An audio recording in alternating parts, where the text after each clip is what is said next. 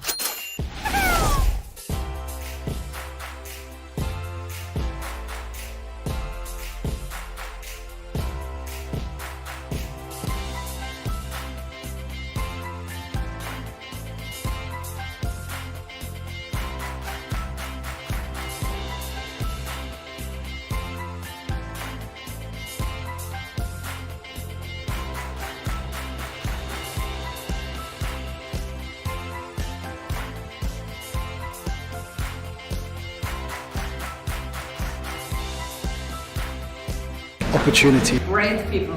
Rambunctious. Trouble. Awesome. Adventure. Opportunities. World class. Freaking crazy ride.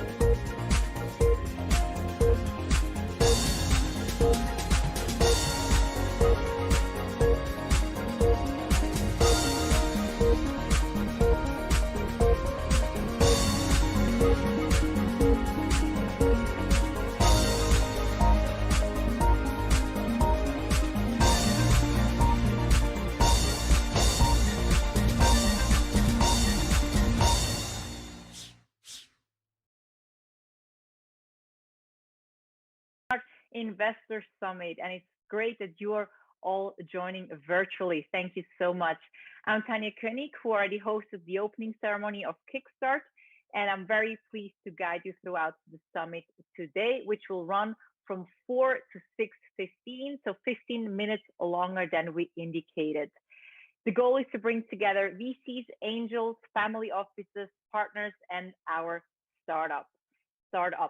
After the official part, we'll have a virtual networking until 6:45 via AirMeet. So make sure that you're not using a firewall for that, otherwise it won't let you in, and it works best on desktop. But now, first things first, what can you expect from the summit? We'll first hear a few opening remarks, then our first panel / fireside chat with representatives of corporate ventures. Then we'll have the first batch of startup pitches.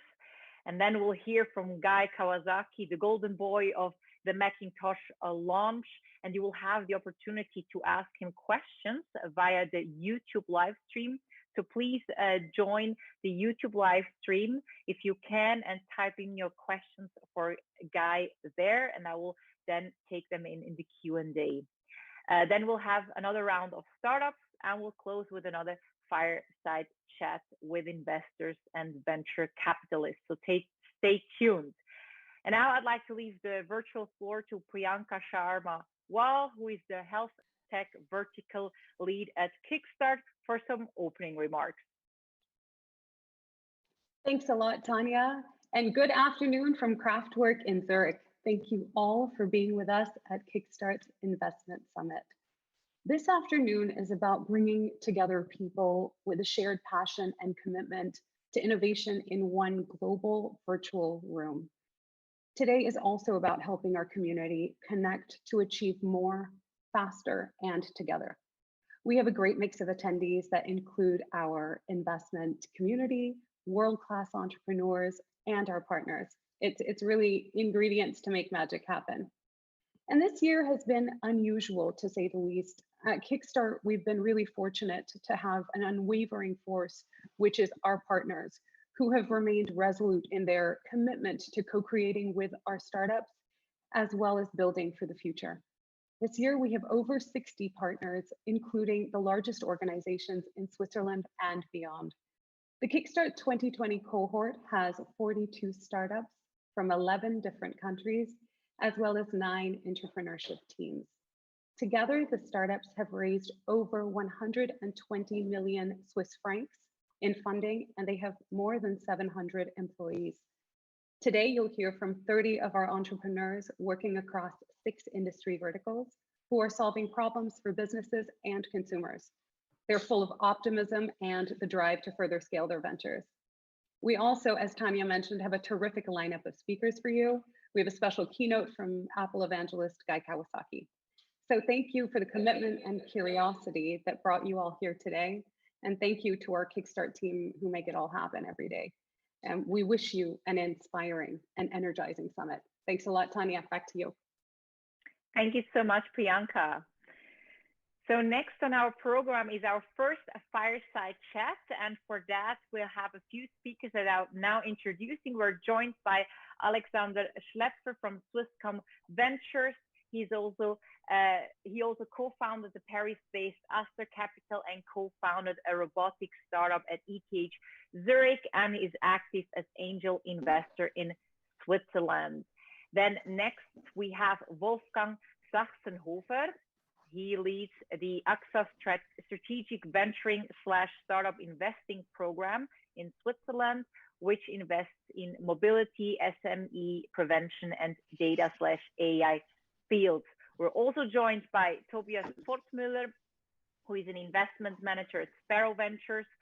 And now you're actually seeing right now Wolfgang, but I'm now introducing next Tobias, who is an investment manager, yes, at Sparrow Ventures, which is part of the Migros Group. And in his teenage years, he sold refurnished iPods and started his own business in the traveling industry later on.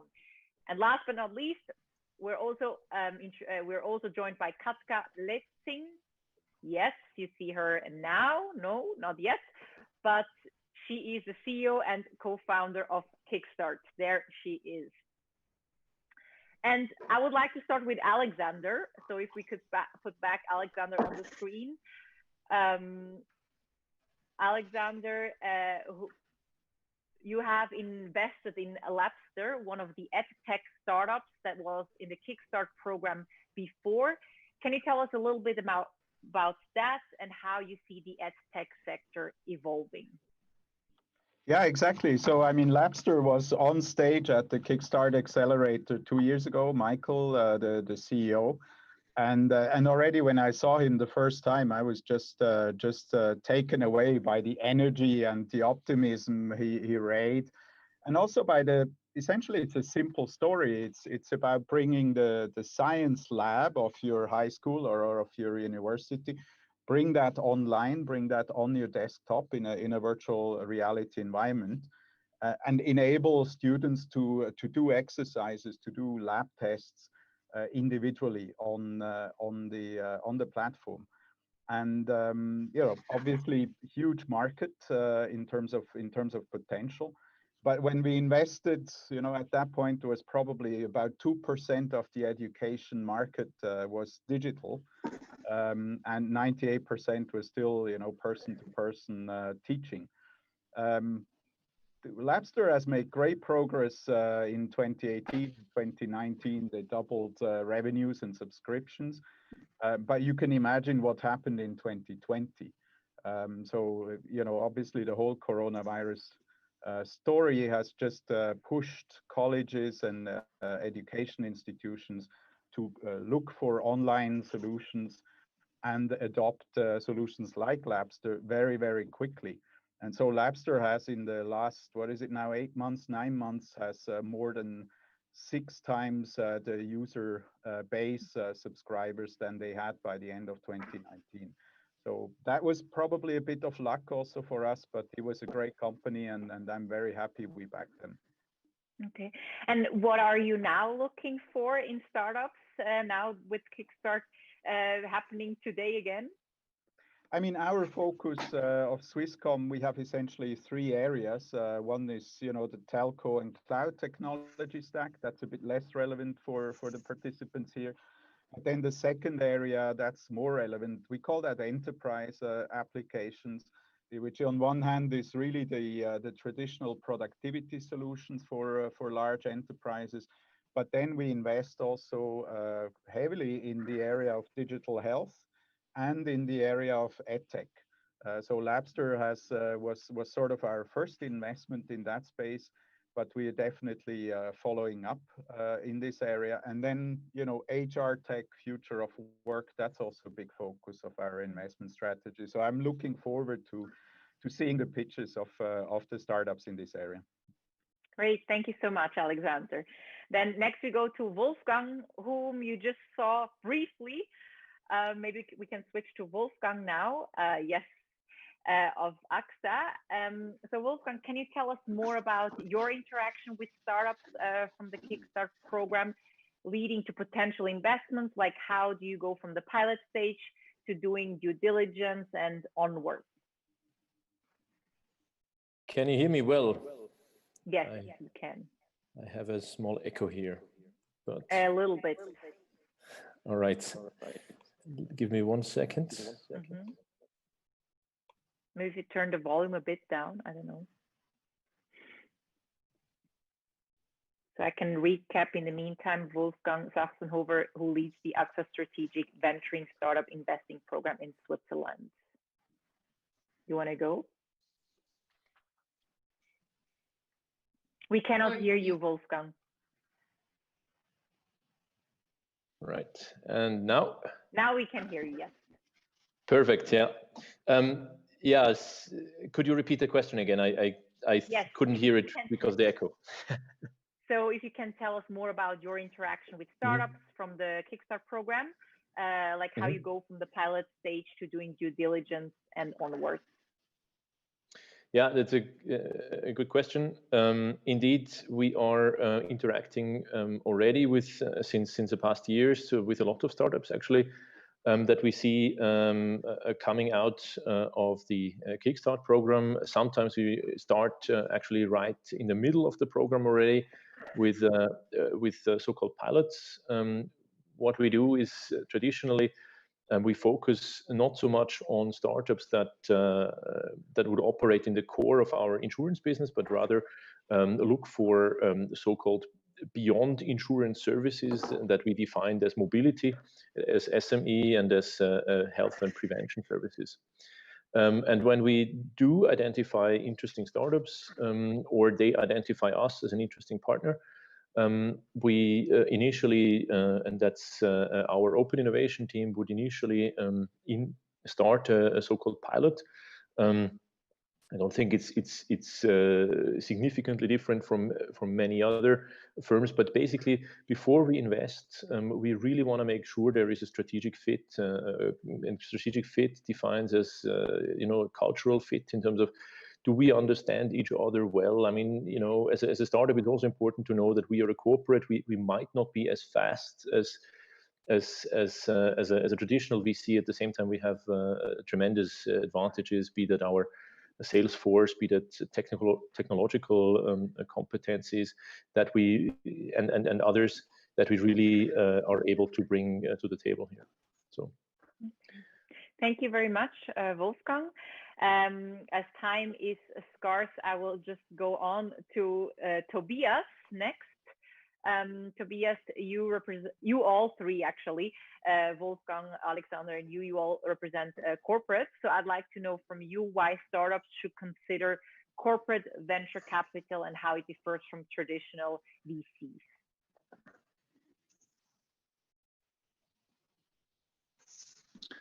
Thanks for having me. I hope you all hear me clearly. Taking VC money is like entering a marriage. So evaluating whether you actually want to marry, and if so, finding the right partner needs time. I mean, one has to be aligned on the long-term view, the long-term vision, and the underlying values on how to get there. One needs to be able to work together. Now, if you add to that very marriage a house, 2 dogs, a cat, and a couple of children, you get corporate venture capital. In this case, life can be way more fulfilling and more secure, but if things go sideways, splitting up might be messy. And before I get into pros and cons of corporate venture capitalists, first I want you to understand what corporate venture funds actually do and how they differ from traditional VC funds. And please excuse if I do not go into every detail here, and this would just go beyond the scope of the discussion. So like classic VC fund, corporate VC funds also have their dedicated investment teams and they operate in very similar ways. However, corporate venture funds usually only have one limited partner, meaning only one investor, the sponsoring company. And this changes on how value creation is perceived. The main objective of a traditional VC fund is to have a good return on investment, meaning they are mostly motivated by direct financial gain. And CVCs, the corporate venture capitalists, focus less on return on investment because they have other ways to create value, be it by synergies, be it by diversification, for example. And this small but important detail has consequences on the positive as well as on the negative side. So on the positive side, corporate venture capitalists usually have a long-term view. They're not restricted by fund cycles, for example, and they do not push it to a premature exit. Secondly, corporate VC investors have an extensive infrastructure network in place that your venture can access quickly, be it suppliers, manufacturers, or existing manufacturing facilities, distribution networks, and of course, maybe even an existing customer base. Lastly, compared to traditional VCs, corporate investors employ teams of experts in the very industry you're active in. So you're getting access to a huge knowledge database. However, as with the house, the dog, the children, entering in a relationship with a corporate VC comes with great benefits, but it can also limit you. And I want to be honest in this regard. And then I want to quickly elaborate on what they are and how to overcome them. So the network advantage I was talking about is only made real if you have an influential in-house sponsor on your side. So when considering taking a CVC on board, make sure that you have top-level sponsorship to access this network from the top down. Otherwise, it has no value. And secondly, corporates are famous for being slow-moving. And we're talking about layers of bureaucracies and lots of politics. So make sure you stay independent at the beginning and that your main contact point to the firm, which is most likely someone like me, an investment manager, is as dynamic, pragmatic, and entrepreneurial as you are. Because especially in bad times, you will closely work together with them, especially if they have taken the lead in the last round. And lastly, being backed by a corporate venture fund, especially if they act as the lead investor, may prevent other actors in the industry from engaging in potential buyout discussions with you. So when taking corporate venture money, you should be able to envision a long-term relationship with the given firm. So what's the conclusion here? I'm convinced that traditional VC and corporate vehicles both have their justification. However, I urge you, do your due diligence, especially with corporate investors, to make sure that you are a great fit for you and your venture. The risks associated with CVC money is evident, but if set up correctly, it's the smartest money you'll ever get. Okay, thank you, Tobias. Thank you. And now we go to Katka Lensing of Kickstart. And from Katka, I'd like to know, why should startups be part of the innovation platforms such as Kickstart? Thank you so much, Tanya. So we have been with Kickstart since 2016 and focusing really on matching the partners from public and private sector together with startups. And so I would say we're kind of the independent partner to find right matches. And we have been focusing many different investments to the level of, I would say, through the POCs, which we call. So we have a POC fund and partner fund, where we really help to have the startups to have the right gateway to the organizations and create pilots, commercial projects or other partnerships. But next to that, also, as you could hear already from Swisscom and AXA and others, we also try to help in connection to the right investments. And so I would say the advantage of Kickstart, as I could see, as I also have startups on my own, is it's to kind of really find the right partners to make the right choices, as well as, I would say, accelerate. So as it was mentioned, sometimes it's a little bit painful to go to new country as a startup and to do market entry. There's platforms such as Kickstart and others who kind of make it much faster. So I would say those are the things why people should be with us, or even consider other platforms. Okay, thank you so much, Katka. And I will just, as I have 1 minute left, I will just go to Wolfgang and ask one more question. Maybe Wolfgang, regarding the connection of startups entering the insurtech space and working with you on a data tech level, if you would like to quickly, you have 1.5 minutes max to share something on that.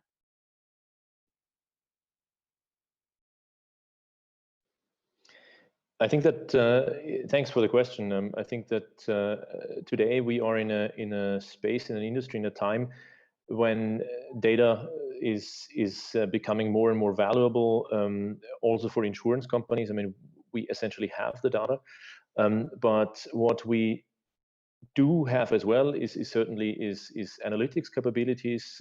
We build tools to use and to commercialize it.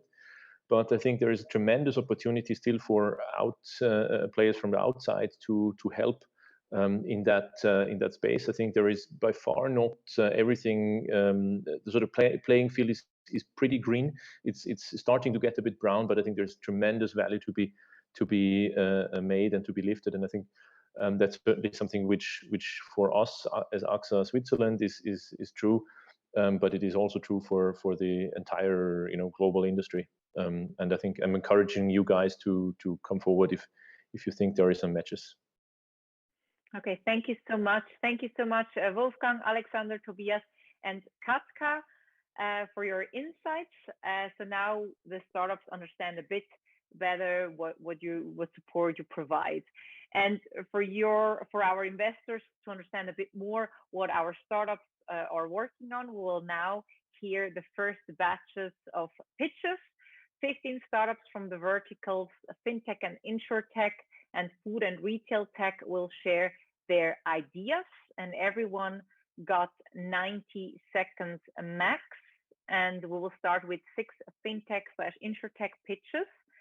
And I'm just going to quickly wait, or the first one would be Keyless Technologies. I'm just waiting until the slide will change. And I'll say the 90 seconds will start as soon as Keyless Technologies are here and ready. Yes, thank you very much, Tanya. And hello, everyone. My name is Fabian. I'm a co-founder and COO of Keyless. We are a deep tech cybersecurity company building privacy-preserving biometric authentication solutions that are based on more than 10 years of research in biometrics and cryptography. Our zero trust authentication solutions eliminate the need for businesses to store and manage sensitive information, including passwords, biometrics, or cryptographic keys without compromising on convenience and privacy for the users, enabling businesses to adopt passwordless authentication, protect the remote workforce, and enable strong customer authentication with just one look into the front-facing camera of any device, completely independent of hardware vendor and operating system. Since we started at the beginning of 2019, our team has made several breakthroughs in the area of secure, private, and distributed biometric authentication. We launched our workforce and consumer authentication products with large enterprise customers across aerospace and defense, banking, and education, and partnered with leading system integrators and technology companies like Cisco or Microsoft to accelerate our go-to-market. In our first 18 months, we've raised more than $6 million. Okay, I think 90 seconds are up. A bit more. Thank you so much, Fabian. I let you speak a bit longer because in the beginning we couldn't see you. So next is Motions Cloud, and maybe I'm just going to quickly, yes, you're on, and let's see until the screen is working, and then you can go. Hello everyone, my name is Lex. I'm founder and CEO of Motions Cloud. Every year, insurance companies spend over $30 billion on processing home and car insurance claims and claim leakages. It is slow, labor-intensive, and expensive. We are Motions Cloud and insurtech company. We help home and car insurance company to automate claim processes. Motions Cloud uses proprietary computer vision technology to evaluate damages based on images and make claim settlement in 3 hours instead of 3 weeks. This leads to a great customer experience, reduced claim processing costs, and claim leakages. Currently, we have saved on average 1.5 hour working time per claims. In euro, we are saving on average 80 euro per claims on processing and claim leakages. And also, policyholders that went through our process have rated us 4.5 star over 5 star. Today, we have signed 12 clients in the US, Netherlands, Germany, Austria, Italy, and Southeast Asia. They are insurance company and automotive companies with big names generally. At the moment, we are closing 1.4 million euro to support our pipeline of the clients. We have over 60% of investment committed today.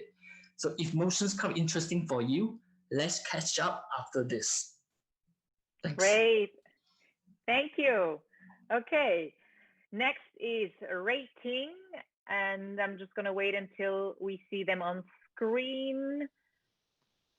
Rating, and you can go. Hi everyone, I am Volker from Rating, and we are going to become the digital Standard & Poor's for small and medium-sized enterprises.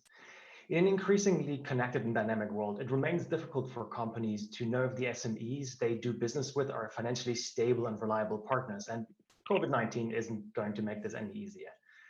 We help banks, other financial players, and even just companies outside the financial sector to assess partners by creating transparency through credit ratings. We literally reinvented bank-style credit risk assessment in a fully digital and efficient way, requiring 10 times less inputs and delivering the same output quality. Today, a large Swiss bank is trusting our ratings to evaluate loan applications, boosting our founding year revenue into 6 digits. We estimate the annual market potential to be more than $500 million and are capturing value from this market by using a software as a service approach. Presently, there are others who evaluate financial risk, but none of them is able to efficiently create the same gold standard SME ratings we provide based on our innovative credit rating approach. We may be the younger startup you will hear from today, with only myself and my technical co-founder, Matthias, working full-time on the venture, but our traction and development are really strong. If you'd like to hear more about rating, please reach out to us. We're looking for $500,000 in funding to accelerate growth and reach the next stage. Thank you. Perfect. Thank you so much. And next one is Termin app. You can get ready. I'm just going to quickly wait. Termin app.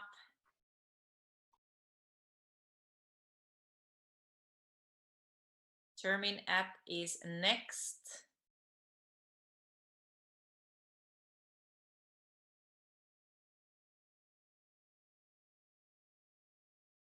Andreas Knür of Termin app, are you here?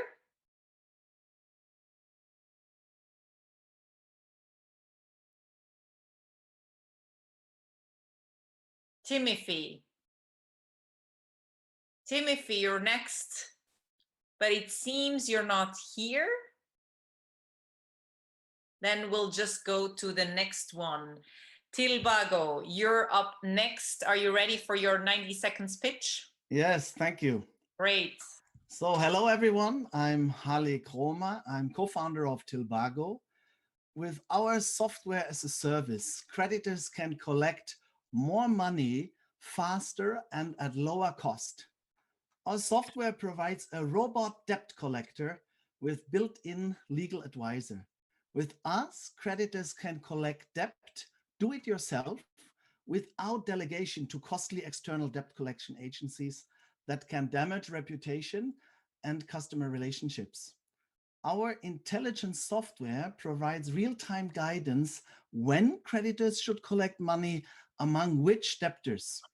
We generate valuable data on consumers' financial health that we will use for future services such as the management of loss certificates. We do have a scalable business model with high profit margins in a very special market, legal debt collection, that is the legal enforcement of payment via government authorities, generating official payment orders that are very effective. This market is truly different in every country due to differing national laws. Thus, in the Swiss market, there will be a Swiss champion and not a global foreign champion. We are working day and night to be this Swiss champions, and you can invest now with Tilbago. Thank you. Thank you so much. Next is Jova Tilman Lang. Hello. From outside. Okay. Hi, Tanya. Hi, everyone. Hi. So, can I start? Yes, you can. Very good. So Jova stands for Your Values, because we turn investing into an emotional experience with meaning. And through this, we're building the global investing platform for the retail segment. So how do we do this?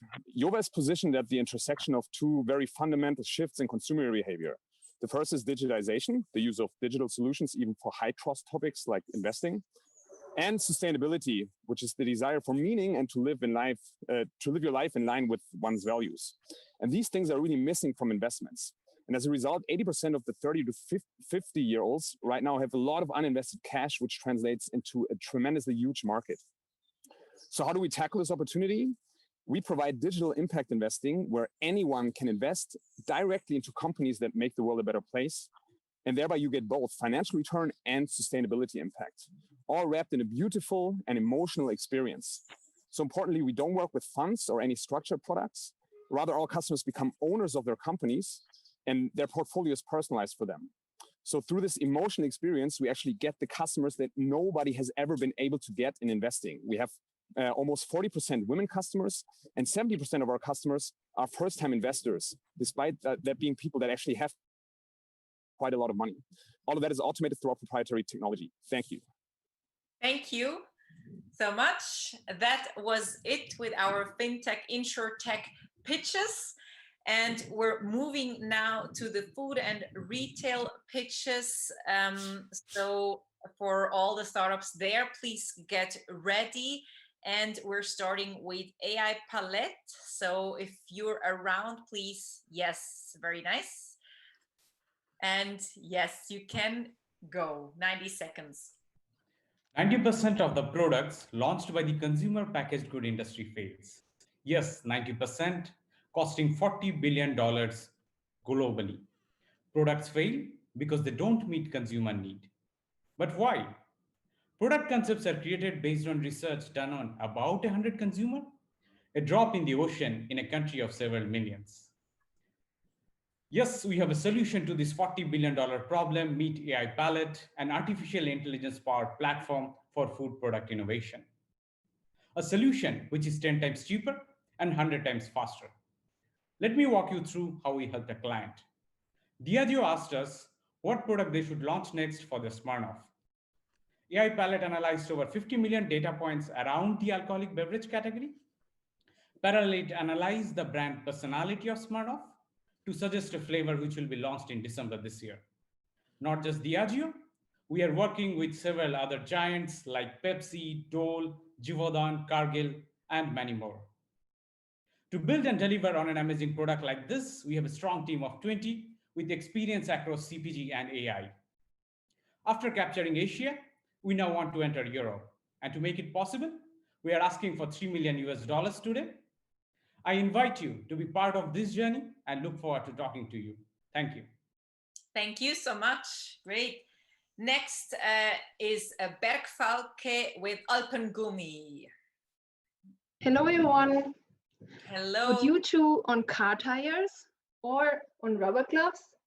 Actually, every third person regularly chews on a similar petroleum-based product like the ones I just mentioned, chewing gums. However, most people don't know that chewing gums contain petrochemicals, artificial sweeteners, softeners, actually many substances that are harmful to our health and the environment. That's why we invented a natural alternative, Alpengummi. Alpengummi is the first natural chewing gum of the Alps, which consists to 100% of renewable resources. For our gum base, we use local tree resin and beeswax, which is harvested in Lower Austria. There are only a handful of people left who still know how to harvest the resin, and that's why this handcraft has been declared as UNESCO Cultural Heritage in 2011. Actually, tree resins have been chewed for thousands of years due to its antibacterial properties. To sweeten our gum, we only use birch sugar because it's good for the teeth and helps preventing caries. Since April last year, we sell our gum online in different shops in Austria and Germany, as well as in form of goodies. This year, we concluded a successful crowdfunding campaign so that we could invest in production machines and expand our sales. Next, we plan to enter the Swiss market, develop the products further, and expand our team so that we are looking for at least 250,000 francs of investment. Thanks a lot. True Alpengummi. Thank you, Sandra. Thank you, Alpengummi. Great. Our next food startup is Boost Biomass. If you're ready, then I don't see you yet on the floor now. Okay, so Jamie, the 90 seconds are yours. Jamie, sorry, you're muted. We cannot hear you. Okay, no worries. We restart. Okay. Okay, 90 seconds. All right. 50% of fruits and vegetables are wasted here in the US. Globally, we waste over 1/3 of the food we produce. Excuse me. This is obviously a major challenge for us. Boost Biomes is developing spray treatments, organic spray treatments for crops to increase crop yields and to extend the shelf life of fruits and vegetables for packagers and retailers. We've developed a unique biotechnology approach to understand how microbes interact with each other, and we use this information to develop new products for crop enhancement. We can use these products to prevent infections of molds, mildews, and fungi. The market for these kinds of products is growing at 3 times the market rate for other kinds of products in the space and is expected to reach $4.5 billion in the next decade. These dynamics are driven by consumer demand who want fewer residual chemicals and legislation. We've secured world-class confidential today manufacturing and distribution partners. Our first joint development agreement is with Yara International, a global crop nutrition company. The leadership team has over 5 decades of experience. We've closed the first tranche of our Series A, and we're looking to close an additional $2.5 million at the end of October. Okay, thank you so much, Jamie. Sorry, that was 90 seconds. I was also checking on my watch. Thank you so much. Then next we go to Green Deck. Green Deck, as soon as you're on screen. Yes, hi. Okay, Hello. 90 seconds are yours. Hi, everyone. I'm Adi, the co-founder of Green Tech. Retail is hyper-competitive. Did you know that 80% shoppers are comparing prices online before they make a purchase? This is a massive problem for retailers because they're currently trying to track this manually or using Excel sheets. This often takes days, if not weeks, for them to capture all the prices. Green Deck helps retailers with price optimization and monitoring their competitors' prices. We do this using artificial intelligence. Now, what are the benefits? There are more pricing opportunities, increased sales, and complete elimination of all manual efforts. We are based in London and India. We are a Techstars company, and so far we have already raised over £600,000. Also, we were awarded the Startup of the Year in London in 2018. We are a SaaS-based business model. So what that means is we offer our platform on a subscription, and we're a team of 20 young and passionate people with a strong technology background. I would say technology is our biggest competitive advantage. We're looking to raise £2 million to create the Bloomberg for retail. Thank you. Thank you. Thank you so much. And next we go to iSense. iSense for the pitch.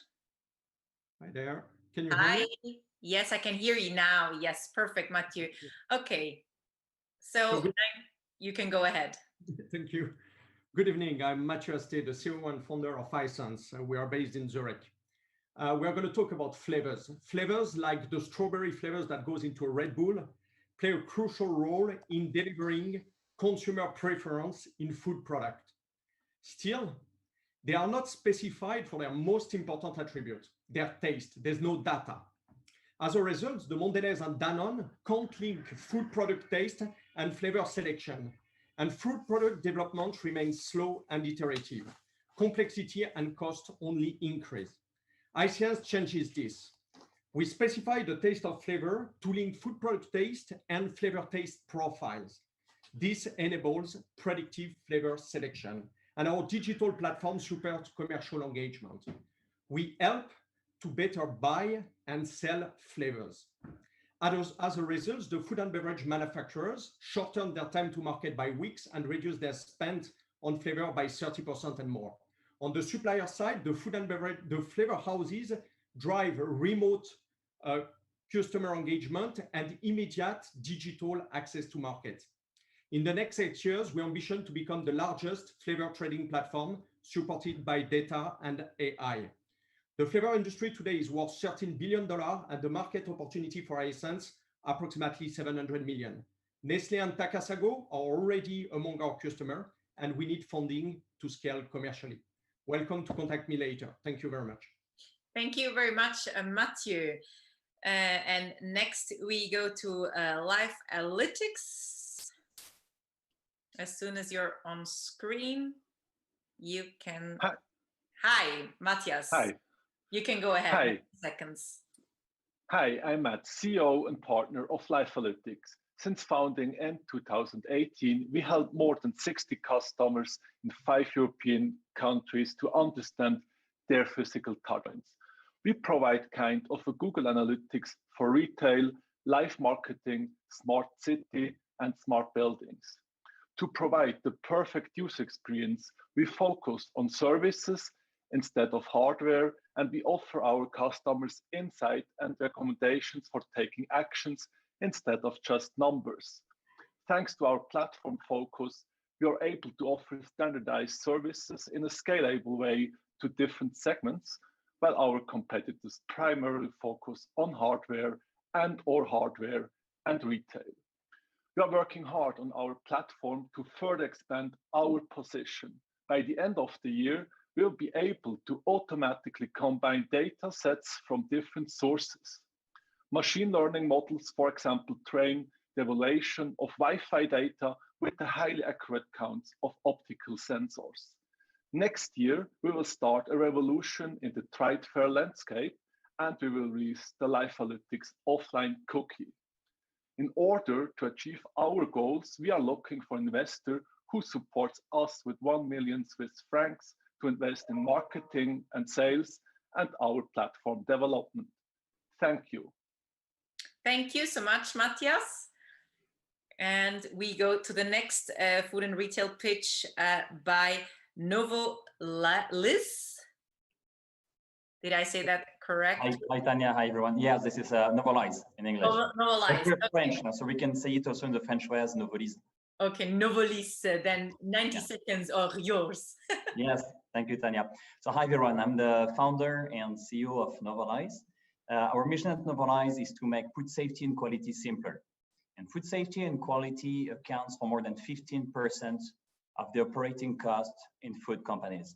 And our team of food scientists and process engineers have designed a platform which gathers information directly from the factory, analyzes it, and brings a transparent, real-time vision of food safety and quality within the food companies on a single or multiple locations. We serve mostly large companies over $1 billion sales in Europe and in the US, which is our main market. We're a team of 20 in France, in Serbia, and in the US. And we're currently raising 10 million to accelerate in 2021 and serve this 100 billion market opportunity. So I look forward to talking to you after. Thank you. Thank you very much. Thank you. And we go to our next startup, Prognolit for their 90 seconds pitch. Hi, Simon. Okay, you can go ahead. Hi, Tanya. Hi. I guess you know the situation where you're looking forward to eat your favorite meal in a restaurant and are frustrated that it's already sold out. Sometimes you're probably also stressed that you have to wait for a long time until you get served. You might have thought, why don't they cook more and employ more staff? I experienced this multiple times when I realized that this planning problem occurs because restaurants don't know how many guests are coming at what time, and they fear of having food waste and high staff costs. Together with the university, we developed an AI algorithm which learns from the past years of sales data, as well as from weather variables, holidays, trends, vacation, etc., how important which factors were on sales. With this information, we can predict how many of which meals are going to be sold and how much staff is needed on which day at what time. For the next 2 years, we focus on the 57,000 chain restaurants in Germany, Switzerland, and Austria, and have a monthly subscription model. Compared to other solutions, our setup is all automatic. We're a team of 12, and some of the well-known customer names are Valora, Ottergrill, or Nuj Negishi. We just closed our seed round of 1.25 million Swiss francs and are planning a Series A round in 2021 of 2 million. Great. Thank you so much, Simon. Then we get to our last startup, Vital Vio. Are you around? Yeah. Yes. Hi. Let's get Good afternoon. Screen. I am sorry. I'm just seeing if we change the screen because I don't see. Yes, now I do. Okay, Christine. So the 90 seconds are yours. Wonderful. Hello, everybody. I am Kristen May. I'm the Chief Commercial Operations Officer for Vital Vio. Our company exists to protect people from harmful germs in a unique and sustainable way. The world is facing complicated germ challenges. Bacteria adapt and change. Antibiotics are failing. Germ growth is exponential and invisible, and we have limited disinfection tools.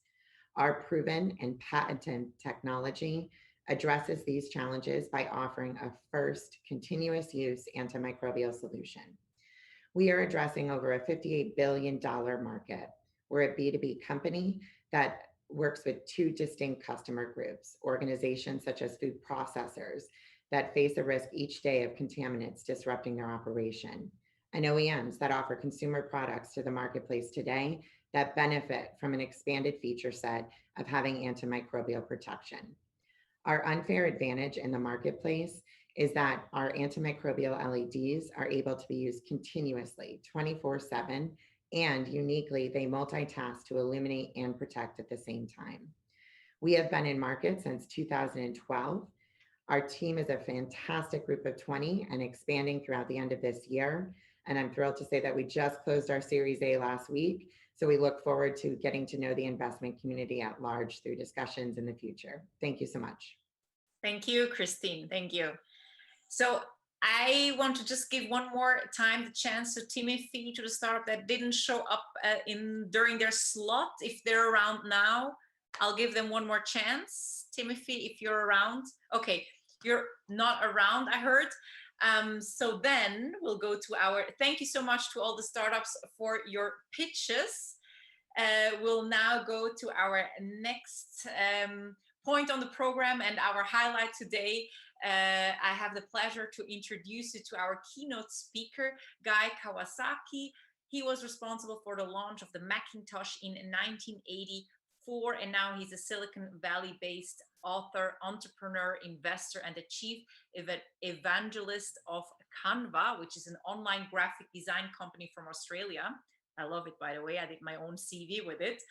And of course, this is just a tiny part of his successful career, but I'm sure you prefer to hear from himself. And before I leave the floor to him, a quick reminder, you can type in your questions to Guy Kawasaki via the YouTube chat in our so for our Q&A session after his speech. So for everyone in the Zoom call that did their pitches, if you want to move over to the YouTube stream, so you can chat your questions. And now, ladies and gentlemen, here's Guy Kawasaki. The floor is all yours.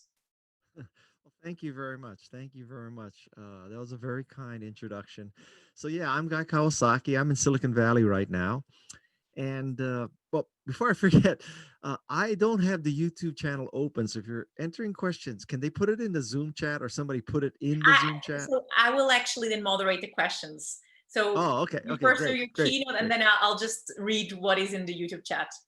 Okay, so my background is I worked for Apple from 83 to 87. I was Apple's software evangelist. I left to start a software company. Later on, I returned to Apple as Apple's chief evangelist, and I left to start a venture capital firm.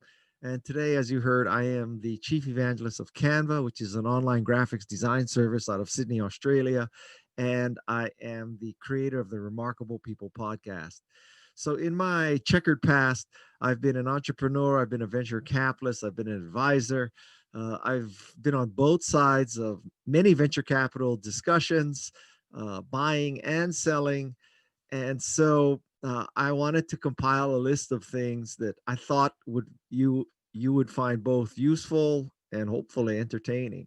So I have two top 10 lists. The first top 10 list is the top 10 lies of entrepreneurs. And then to be fair, I'm also doing the top 10 lies of venture capitalists. So I listened to many of those pitches, and I heard some of these lies. So let's just go into it, okay?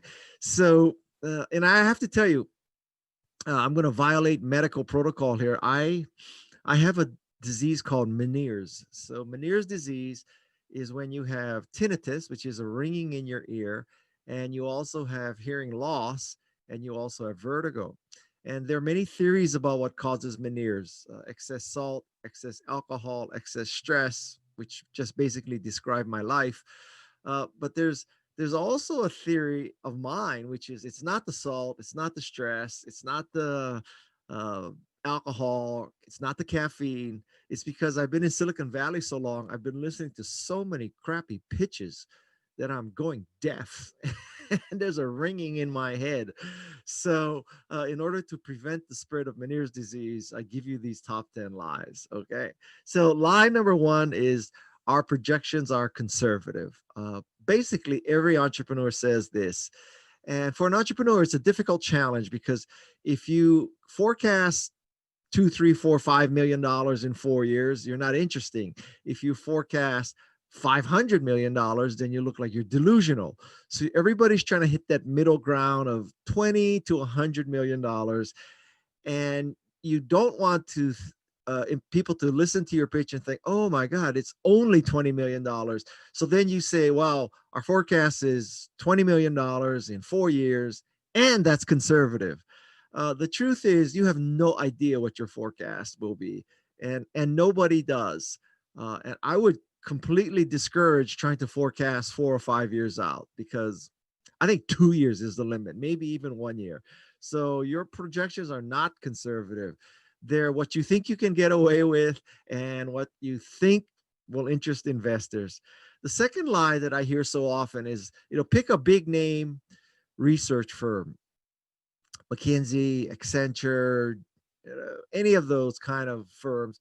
And the statement is, our market will be, okay, big firm says our market will be $50 billion by the year 2025. Well, basically, if you listen to pitches, every pitch has a line like this where some big name firm is predicting it'll be a $50 billion market. And the reason why people do this is because they want to show that the market is growing and the market is attractive. And it's going to tie into another lie that I'll tell you at the end of this list. So the fact is that these research firms make money by making big predictions. That's the business they're in. So I have never heard of a firm like this saying that this is a tiny, inconsequential market, stay out of it. The other thing that people do is that they take a big number, 50 billion for cybersecurity, and what they do is they take that big number as if that total number is addressable for them, but it's really not, because the total market for cybersecurity may be $50 billion. But if you're making some new kind of two-factor authorization thing, you're not going to supplant all 50 billion bucks. There's a lot of things in that 50 billion bucks that have nothing to do with what you're doing. So you're creating an artificially large total addressable market. Number three, another big name company like a Fortune 500 company is ready to sign our purchase order next week, right? So you have some enterprise software thing and you're saying, yeah, Boeing and Coca-Cola and Microsoft and Ford Motor Company, they're all ready to sign our purchase order next week. And I've never seen that happen. And the danger in this lie is that often your investors may know someone at that company and call them up and say, have you ever heard of this XYZ startup? They say you're about to sign a purchase order for $20 million. And when you get checked like that, often what I've seen, what comes back is, I think I heard of that company. I met them at a conference once, but we're certainly not ready to sign a purchase order. So be careful of that lie. Lie number 4 is, we have these great key employees. They're the founder of, successful tech companies. Jeff Bezos is ready to be on our board of directors. Bill Gates wants to invest, dropping all these big names. The vice president of Adobe is ready to join us as soon as we get funded. This is also a dangerous thing to say, because if you specify a person's name, VP of whatever, business development at Microsoft is ready to join our company next week when we raise $1 million, they're going to call that a Microsoft employee, and the Microsoft employee has better verify what you just said. Of course, if you think about it, what employee who's currently employed is going to verify they're about to leave to someone on the phone? So it's not going to happen. Number 5 is a lie of kind of just cluelessness, which is the lie is no one is doing what we're doing. And when you tell this lie, there are 2 possible consequences. One is that people think that you are absolutely clueless, because if you were to use Google, you would find 10 companies doing the same thing. So Either you are dumb and don't know how to use Google, or you're totally lying and you know there are 10 other companies that are doing it.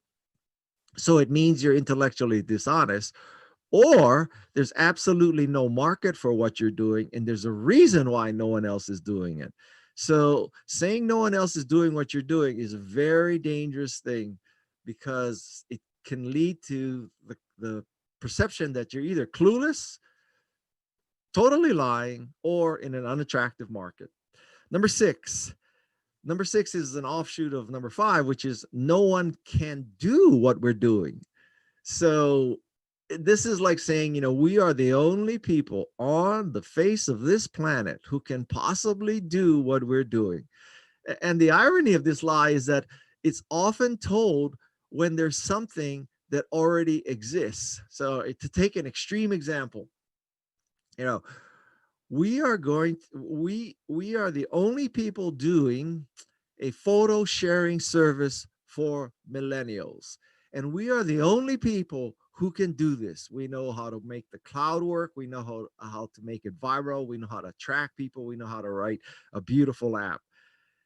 And the person listening is saying, well, have you heard of WhatsApp? Have you heard of Instagram? Like, what am I missing that you're saying that no one else is doing this and only you can do it? It's already been done 10 times. So now there may be a case where you literally are the Nobel Prize winning scientist and no one has ever been able to crack this cold fusion mathematical physics impossibility. But let's just say the odds of that are fairly low that you're that person. So I would not tell that lie. That is overpromising and probably under-delivering. The next lie is hurry up because all these other venture capital firms are interested. And if you don't move quickly, our round will be fully subscribed. And what you're trying to do is you're trying to create the illusion of scarcity so that people say, oh my God, I got to get in this deal because everybody's in it. Well, the danger here is that probably venture capitalists know each other better than they know you. So at an extreme, if you say, yeah, you better hurry because Kleiner Perkins and Sequoia are about to invest in our company, probably the person listening can call someone at Kleiner Perkins or Sequoia and ask about the deal. And they will, they might hear that, oh yeah, we saw them last week and we might do due diligence on them. That is a long way away from hurry up because Kleiner Perkins and Sequoia is going to write us a check. So don't tell that lie. Number eight is Oracle or big powerhouse tech company is too big, too dumb, and too slow to be a threat, right? So you're two guys in a garage, two gals in a garage, a guy and a gal in a garage, and you're going to have this new kind of product or service. And you're saying that Oracle, Amazon, Microsoft, Apple, Facebook, Pinterest, Instagram, they're all too big, too dumb, and too slow to do what we do and to be a threat. Highly unlikely. I mean, those companies are not stupid and they may not have the focus or the will to do something, but to say that they cannot do something because they're too big, dumb, and slow is showing your naivety. Number nine is that, quote, we have a proven management team.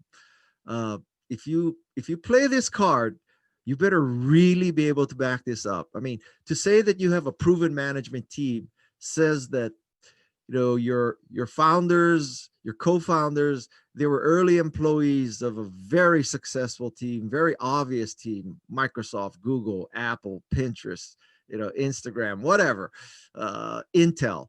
So saying that you have a proven management team, and when people peer down one level lower and say, so this person spent 1 year at Goldman Sachs, 1 year at Apple, and now that person is saying that he is a proven management team. Dubious. So the point is that, let's face it, the reason why you're seeking early capital is because you're not a proven management team. If you were a proven management team, you probably wouldn't have to be pitching. So this is not to say that you have to be a perfect team to raise money, but you have to, be honest and transparent about, these are our strengths and these are our weaknesses. Our strength is our engineering and our ability to create this. But to say you're already proven is unlikely, because you're probably not proven. Number 10 is patents make our product defensible. Patents do not make your product defensible. Well, maybe if you're in biotech or something like that. But generally speaking, you file a patent, it takes 5 years in the United States. It takes $25,000 to make it happen, a lot of bandwidth of management. And then if Microsoft is stepping all over your patent, you think you're going to take Microsoft to market, to court, and just beat the crap out of them. Well, guess what? Microsoft can outlast you and they can outlitigate you. So every once in a while, you hear a story about, large company has to pay small company $50 million in damages. And the reason why that's news is because it never happens, not because it happens all the time. So, file your patents, your parents will be impressed, but patents don't make a company defensible. Scaling makes a company defensible. I would rather have a company that's scaling and growing fast with no patents than a company full of patents and not getting any traction. So scaling is the key. And number 11 as a bonus for you is a tie into number 1 about the $50 billion market, is that lots of entrepreneurs say we only have to get 1% of $50 billion to be hugely successful.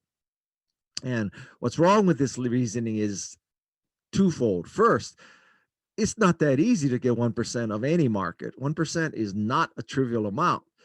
Second, investors don't want to hear that your target is only 1%. So these are two sort of conflicting opinions of this. But if an entrepreneur came in and said, well, we only need to get 1%, I would be thinking, well, geez, I want market domination. My best case is that I fund a company and it faces antitrust lawsuits. I mean, hallelujah. That would be just incredible. I would love for a company of mine to have an antitrust lawsuit. And the other side of that is, but it's not easy to even get 1%. So you're kind of delusional. So those are the 11 most common lies. I hope that you'll take this with a grain of salt. It's not a personal insult to you, but that's what everybody hears. And I think there's a very big temptation to think that, well, I'm going to tell these things because it's true for me and nobody else tells the same thing. But the truth is that the pitch at 9 o'clock said the same thing. We are a proven management team in a market that's $50 billion in the next 5 years, according to McKinsey, and only we can do it. And no one else is doing it. And we only need 1% of this $50 billion market. And that happens at 9, 10, 11, 12, 1, 2, 3, 4, 5, 6 every day. So what I'm at least encouraging you to do is tell new lies. And in my humble opinion, the best pitch is when I'll give you some positive advice now. So in my humble opinion, the best pitch starts off like this. So you introduce yourself. And in the first 30 seconds, you explain what the hell you do. Okay. You don't talk about, well, as you know, here, I'll do a sample pitch for you for Canva. Okay. So I'm chief evangelist of Canva. Canva is an online graphics design service. We help people make beautiful graphics. So in 30 seconds, less than 30, in 10 seconds, you should know exactly what the company does. If I were to pitch Canva incorrectly, I would start off by saying, well, as you know, the internet is very, very successful. There are over $10 billion on the internet. Like, excuse me, you're insulting my intelligence. You're telling me the internet is big. So think of yourself, there's two kinds of airplanes in the world, generally. There's like a 787, an Airbus A380, and there's also an F-18 taking off the carrier in the middle of the ocean. So the Airbus A380, the 787 has 2 miles of runway. The F-18 has 150 meters. F-18 takes off from the carrier deck. If it doesn't get into the air, falls in the ocean and you die, all right? Think of yourself as an F-18. Get off to a fast start. Don't start rumbling and building a case for your company. Get off to a fast start. Okay, now the second half of my presentation, top 10 lies of venture capitalists. So first lie is, I liked your company, but my partners didn't. So this is a lie that venture capitalists tell because they want to say no, but they don't want to look like the bad guy. They don't want to look like the stupid guy. They don't want to look like the evil guy. So they blame their partners who are not there. I liked your company, but my partners didn't get it. Second lie, if you get a lead, we will follow. Well, this is really a chicken shit lie because basically they're saying, well, we don't believe in you enough to take the lead. But if you get Kleiner Perkins or if you get Sequoia, if you get one of those world-class venture capitalists, we'll follow. Well, duh, of course you'll follow. Who would not follow Sequoia and Kleiner Perkins? So this is another way of saying no. Third lie, show us some traction and we'll invest. So this is another way of saying no. They're putting the onus on you. And if you're an early stage company, frankly, the reason why you're getting money is to complete your prototype and to go to market.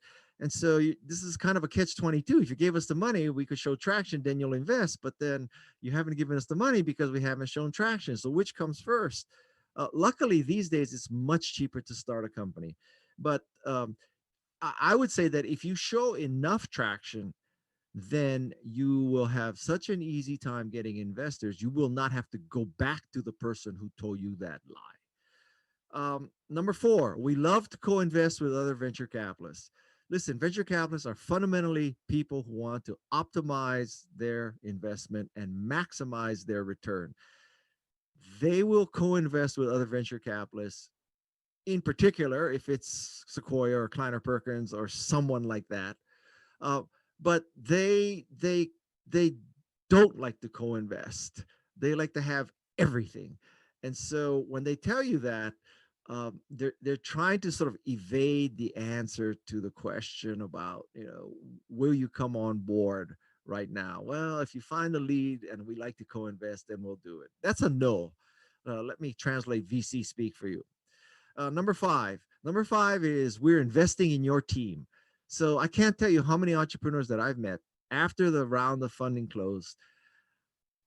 They say something to me along the lines of, well, I met with Joe Blow of Blow Capital, and oh man, we just hit it off. We were completing each other's sentences, and I'm gonna go play golf with him, and he picked me up in his Mercedes, and then we had this great lunch together. This is pre-pandemic, right? And we were like completing each other's sentences, and I know there's a lot of horror stories of venture capitalists throwing out the founding team, but it's not going to happen this time. He assured me that they invest in people. Well, the total claim that the venture capitalists should make is we invest in people as long as things are going well. Once they don't go well, we don't give a shit about the founders. We just want to maximize our return. Don't try to be friends with your venture capitalists, okay? I'm not saying you should be enemies, but the assumption that they like you and you like them and it's personal is a poor assumption, okay?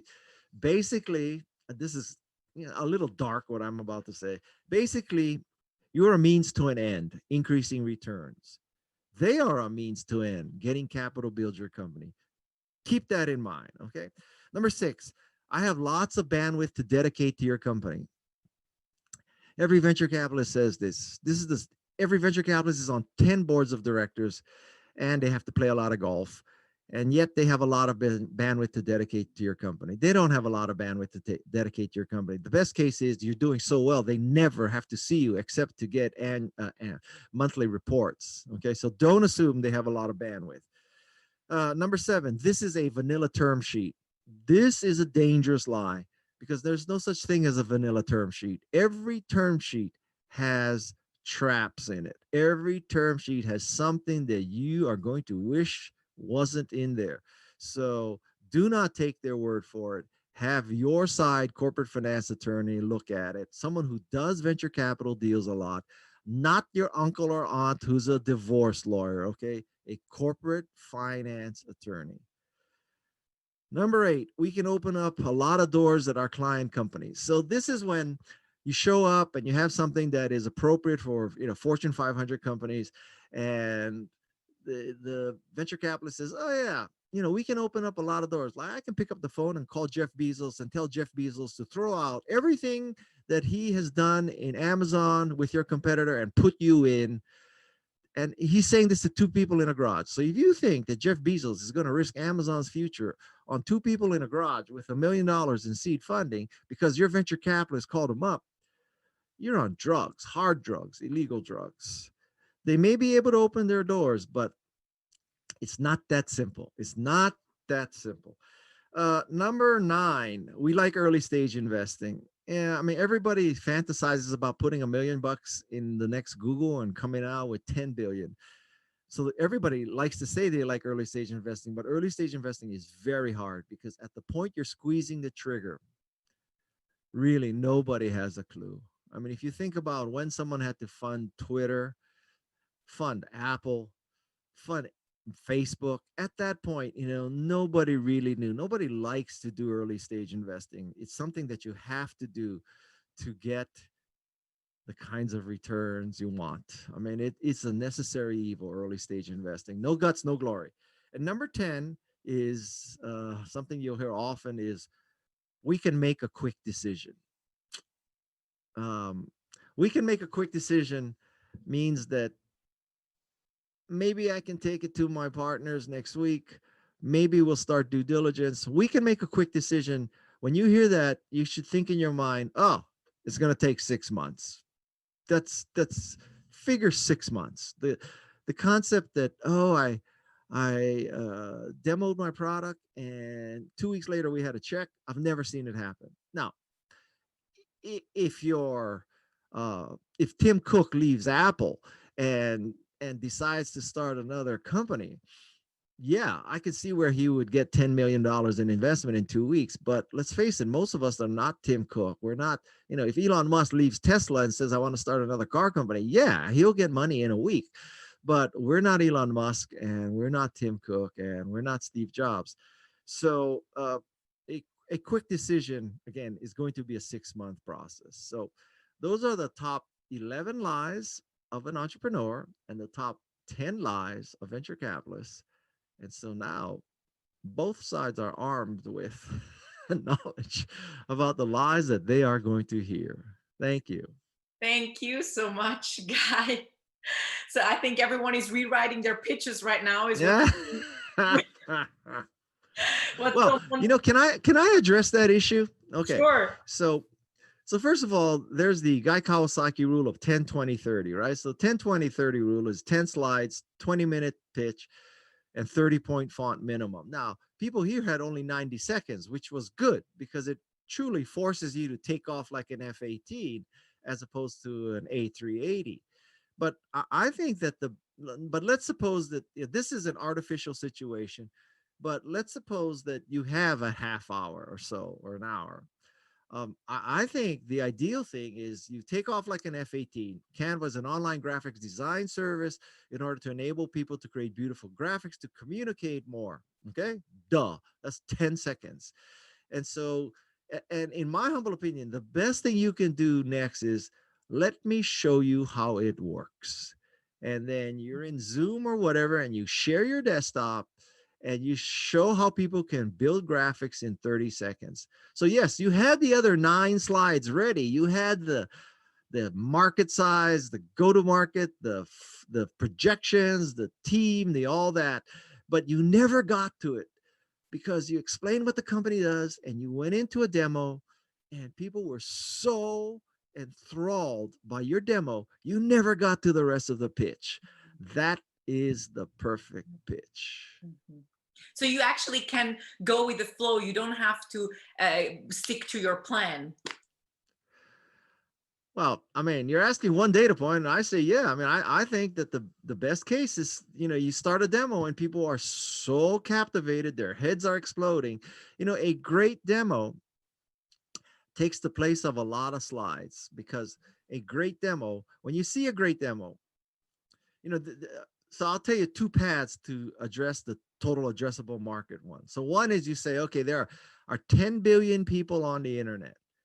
Let's say that 10% need to make graphics every day. So that's 1 billion people. Let's say 1 billion people have to make 2 graphics per day. So, now we're talking 2 billion graphics per day. And if we just got 1% of the 2 billion graphics, do you realize how big Canva would be? Okay. Well, I think a much better way is, well, let me show you Canva. Let me show you how you can create a business card in 30 seconds, a flyer in 30 seconds, an Instagram post in 30 seconds, an album cover in 30 seconds. And what you want to do is you want to catalyze fantasy in the people who are watching. So you want the person on the other side of the table to be watching how you're making graphics so easily and so rapidly and so well. And you want them to think for themselves, oh my God, I can see how my husband could use this for his business. Oh my God, I can see how our school could use this to make flyers. Oh my God, I can see how our social media department could use this to make much better Instagram graphics. And so what you want to do is catalyze fantasy. So if you're, imagine you did a demo and you're a real estate broker and you're saying to yourself, oh my God, do you know how much better this would be to make flyers for my new listings than what I'm already doing? And so it's not about saying we got 10 billion people, we need 1% of the market. It's about catalyzing fantasy. Okay, thank you, Guy. Just because we have only 3-4 minutes left and we have so many questions, I want to jump on a few of them. Lucas asks, how many lies would you accept before turning down a pitch? None, or is one okay? It would depend on the quality of the demo, honestly. That's what it would do. Okay. I have tuned out those lies already, but it would depend on the quality of the product. Then about your biggest failure, what is the biggest missed opportunity? Of mine personally? Yes. Well, I thought you said we only had 3 or 4 minutes. I mean, you have 3 minutes. Listen, I quit Apple twice. I turned Steve Jobs down for another position after I quit twice. I declined to interview for the CEO position of Yahoo. So, that's 4 big mistakes right there. That's probably $2.5 billion right there. You think that was a missed opportunity? Yeah. If I had stayed at Apple from 1983 till today, I would not be on this call right now. Okay, well, we are glad that you are on this call and we have a bit more time then. Another question is, you said scaling makes a company defensible. What are the 3 top things a startup needs to focus on to scale? Well, I mean, the bottom line is sales. Here's a truism you can take to the bank. Sales fix everything. That's it. Just remember that. It's all about sales. If you have sales, then your venture capitalists will put more money in you. They will leave you alone. They're not going to be breathing down your neck. When you have sales, you have revenue, then you can hire, that you can grow, you can take more chances. I mean, it's an upward spiral. So scaling is all about sales. And if anybody tells you anything else, they're in the wrong business. I think we still have 2 minutes, so I'm going to go on. So next one is about the current times now with COVID. What are your tips for entrepreneurs now to raise funds? And at the same time, maybe this one first. Well, I think it's much harder to raise funds right now.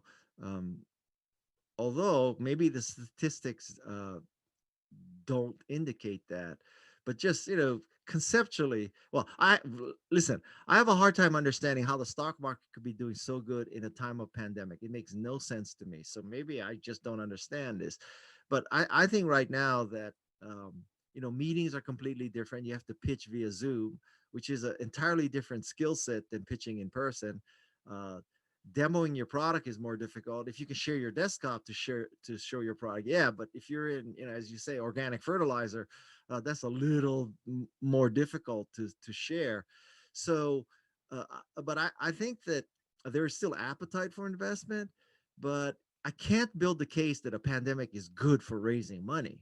Well, except if you're a virus company, but a virus company, a biochemical company like that, or biotechnology company like that, it needs billions of dollars. So we're not necessarily talking about Zoom. I think it's all about catalyzing this fantasy. I mean, good times are bad. It's making the people listening to your pitch come to their own conclusion about how great an investment this can be.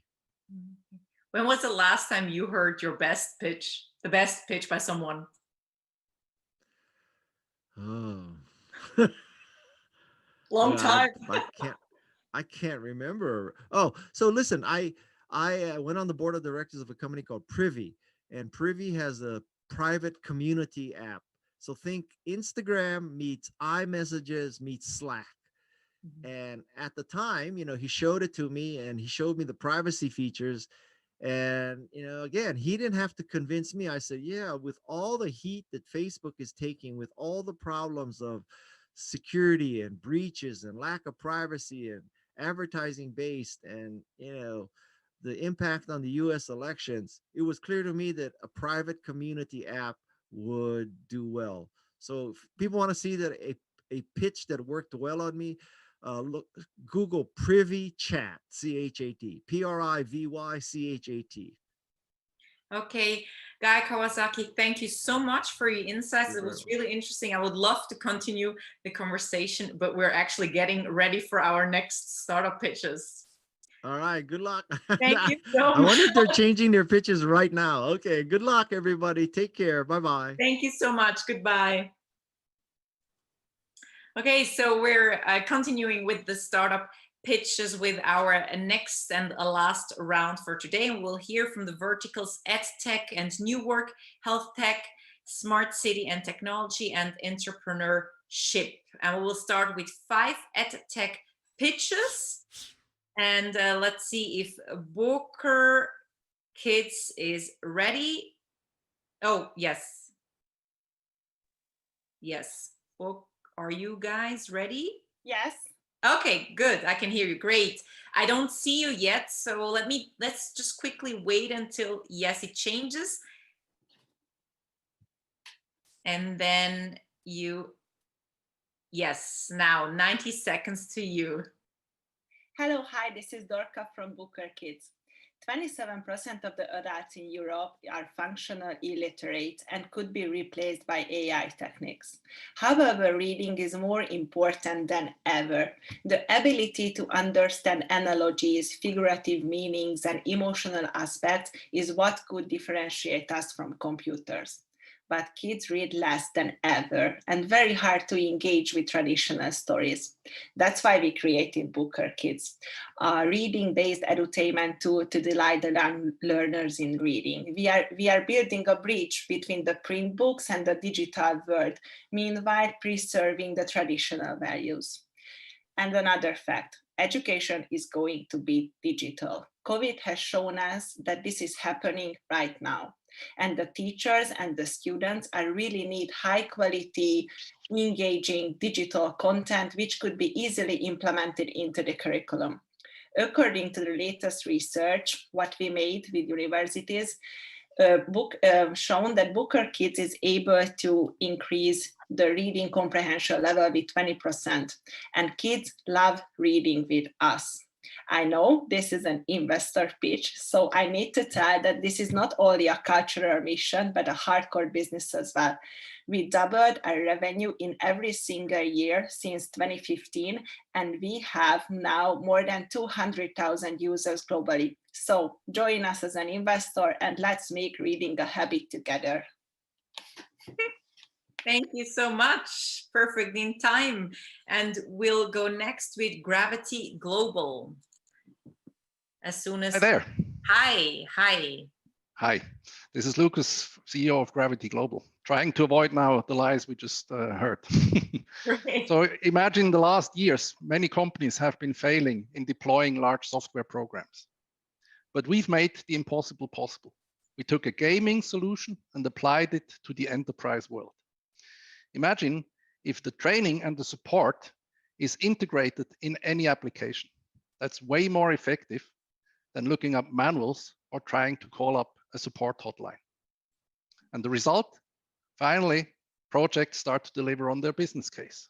Or in the words of our clients, faster, better, cheaper. Our SaaS business model is highly scalable, and we're about to achieve $500,000 of annually recurring revenues.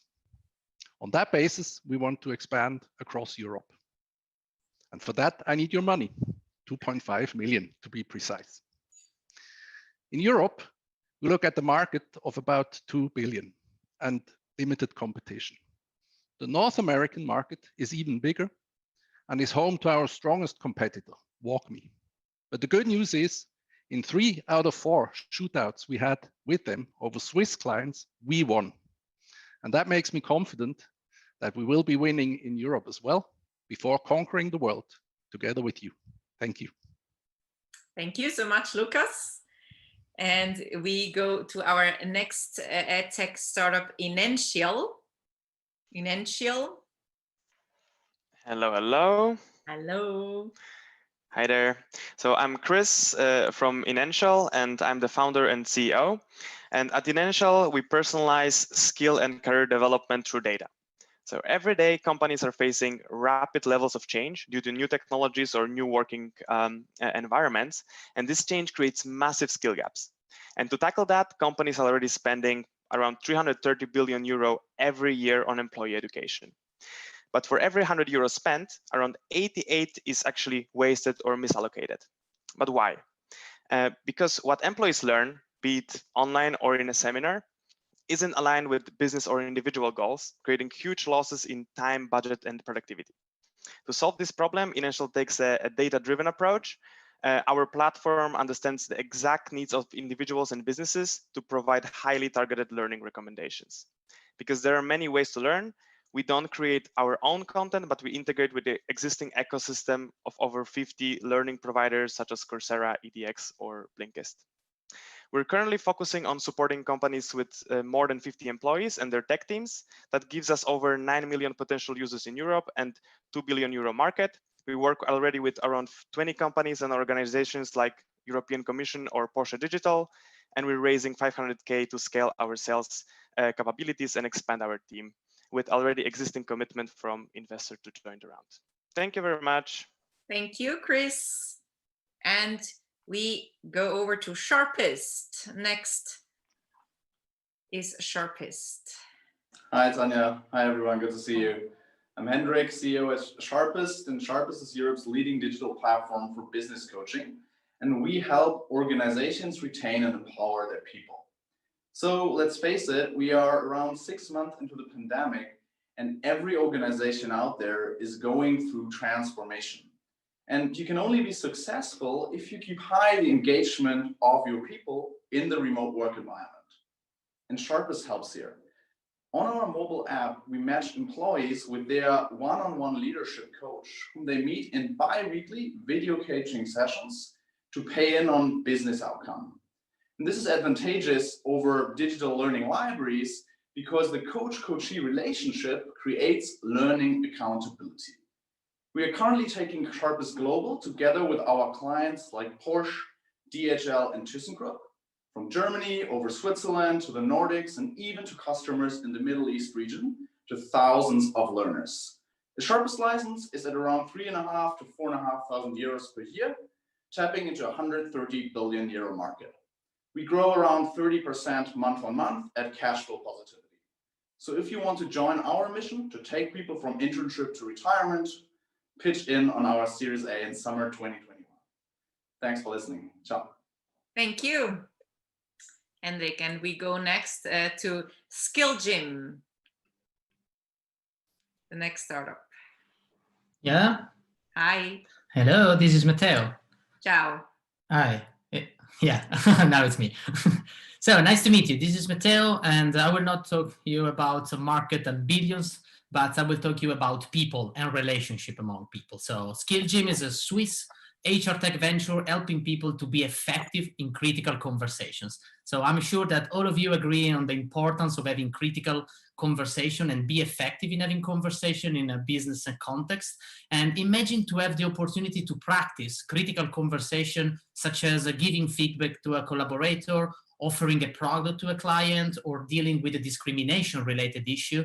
And imagine to do that in a safe digital environment where you can take a conversation with the character, a pre-recorded actor managed by artificial intelligence, and analyze the impact of your behaviors in real time, thanks to the augmented reality.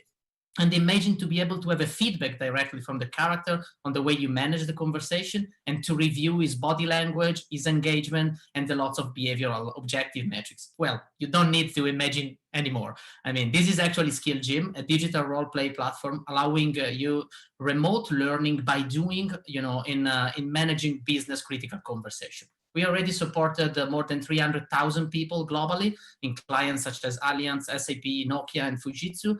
And this is not enough for our mission. We want to expand in the US market, and we need your help to do that, because we have already clients and the good traction there, but we want to open a subsidiary quite soon. I'm really happy to have a chat with you later on in the networking event. Thank you for your time, and speak later. Thank you, Matteo. And that was the last pitch of the EdTech and New Work vertical. We will now move to the Health Tech vertical, and there we'll start with Hello Better. Hello Better, Hannes Klüpper. Are you around? I am around. Hello. Hi. Hi. Today, 1 billion people are suffering from mental health disorders. Hello Better is here to help. We have built a portfolio of highly scalable and effective digital therapeutics that help people help themselves. So we address mental disorders such as depression, anxiety, insomnia, alcohol abuse, and many more by translating cognitive behavioral therapy into an effective digital process. Think of it like Weight Watchers for the mind, an online process that helps you help yourself and get out of the vicious circles of mental health disorders. We have the broadest evidence base of any company in this space globally. We have run over 32 randomized controlled trials that prove the effectiveness of our interventions. And we have the broadest portfolio. That means we have the most number of interventions that cover the most disorders of any company globally. There's been about $1 billion invested in this space in the US, and not even $20 million invested in Europe. So we are currently out to raise our Series A. We'll do 3 million euros in revenue this year, and we'd be very interested in talking to you about our international expansion. Thank you very much. Thank you, Hannes from Hello Better. We'll go over to Mementor. Mementor is up next. Hi, can you hear me? I hope so. My name is Noah. I'm the co-founder and CEO of Mementor. So Mementor develops digital health applications in the field of sleep medicine. 1/3 of the adult population in Europe has sleep difficulties several times in a week. That's why we have developed our first product, Somnio, a digital sleep training that helps insomnia patients to overcome their sleep difficulties. It is backed by science. The efficacy has been proven in a randomized controlled trial conducted at the University of Zurich. And the biggest health insurance funds in Germany and Switzerland, so Techniker Krankenkasse, CSS, they the costs for the product already. So far, we were able to help more than 8,000 patients to overcome insomnia. And starting from November this year, our product will be certified by the Federal Institute for Drugs and Medical Devices in Germany, meaning that this product, our product, will be among the very first digital apps ever in Germany that are available on prescription by doctors, with the result that all health insurance funds in Germany fully cover the costs for the product. So we are planning to raise €2.5 million in the beginning of next year. So if you are interested and if that sounds interesting for you, please reach out to me. I'm really looking forward talking to you. Thank you. Thank you, my mentor. And up next is Prive. Hello. Hello. Hi. Great. Okay, 90 seconds are yours. This is Evelina, a co-founder of Prive. Based in Switzerland, we developed a software for personal data and privacy management, which is basically used as a developer tool to build scalable digital health products. The core of our business is very easy to be explained, as personal data collection became essential. About 90% of digital health solutions, if we look in healthcare, rely on vast amount of personal data collection, right? And at the same time, we have regulators that are putting very high barriers with focus on data ownership and data privacy, as we heard, not only in healthcare, but in any industry, which makes it extremely challenging for health tech developers to develop scalable, compliant solutions.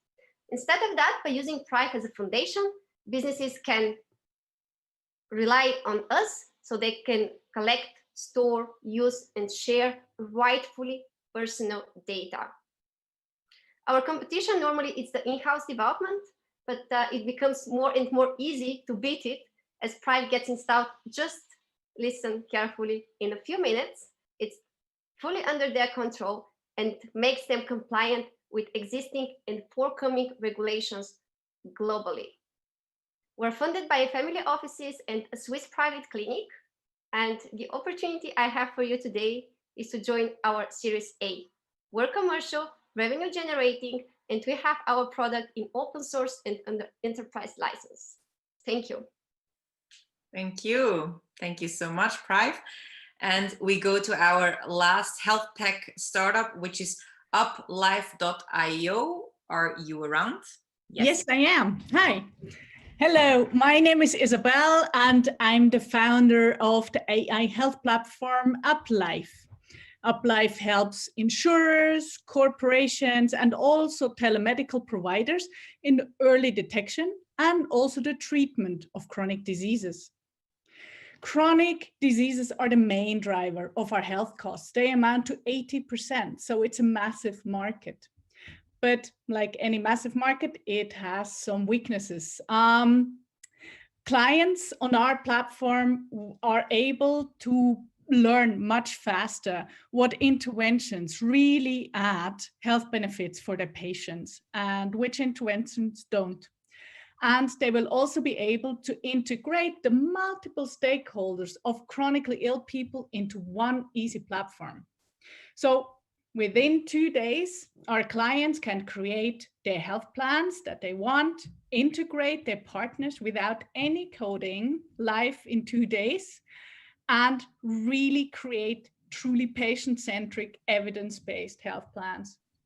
We generated quite some traction with that solution already. We are subsidized for over half of the Swiss populations due to our contracts with the Swiss health insurers.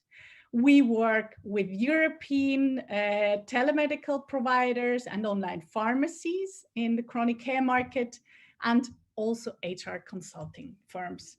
So we have an open round till mid-December. We are raising a Series A amount, and we are interested to talk to investors who have a strong normative compass and are interested in improving chronic patients' lives.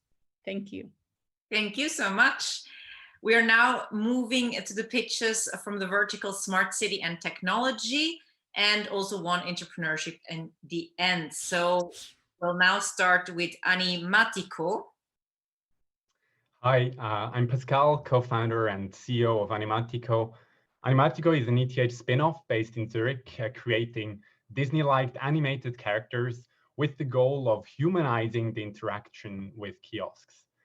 Animatico has been founded by a team of former scientists from ETH Zurich and Disney Research, And our vision is to revolutionize how humans interact with machines. Most of us have struggled at least once with a ticket vending machine while traveling, or you were in a store and wished there was a sales assistant helping you make a decision. Interactive kiosks are used more and more for food ordering, flight check-in, hotel check-in, ticket ordering, and for visitor management in corporate offices. The use cases are vast and interactive kiosk market is growing strongly. Most of these tasks used to be performed by welcoming, friendly, and supporting humans. Modern kiosks, however, lost these qualities, and Animatico wants to bring them back by humanizing kiosks with charming, voice-controlled avatars. These avatars guide the user through a task while providing an intuitive experience for first-time users and a fast interaction for experts, and in the end, a hygienic experience for everyone. We have just closed the financing round, but do not hesitate to reach out to me if you're curious to learn more about our avatars. I would love to chat with you and discuss options of teaming up in a future round. Thank you. Thank you, Pascal. And we move to our next startup, Fahren. Yeah. Hello there. Can you see Hi. me? Yes, yes, we can now. Yeah. Awesome. Awesome. Okay, shall I start? Yes. Okay, so well, I'm Max. I'm co-founder and COO of Fahren. So what does Fahren do? We basically enable car dealers to become car subscription providers. So what is a car subscription? It's basically Netflix or Spotify for cars. So you subscribe to a car on a monthly basis and can swap or cancel it whenever you like, and just pay an all-inclusive rate, which basically includes everything like maintenance, insurance, repairs, change of tires, whatever you like, except for the gas. So that is nothing new to the business, but the new part with Fahren is that we don't own any of those cars. We allow car dealers, as I said, to upload them to our platform, and then we facilitate them to the end customer or B2B customer, whatever. And well, that is our business model. So we are already active all over Germany. We raised a pre-seed round, a seed round with business angels, and currently preparing our Series A with a 2 million in funding. And well, the funding will be used basically to scale up the business even more in Germany, as well as in Austria and Swiss. And yeah, like shaping out the product in detail for the car dealers, which is our main customer in the end. So Fahren basically is always driving the car what you like and whenever you like. Thank you. Thank you, Maximilian. Thank you so much. And we'll move over to Neustark. Yeah, hello everybody. My name is Johannes and I'm a co-founder of Neustark. Neustark develops a technology in the value chain to transform CO2 into construction material. And the key driver is global warming. Cement manufacturing contributes 7% to global warming.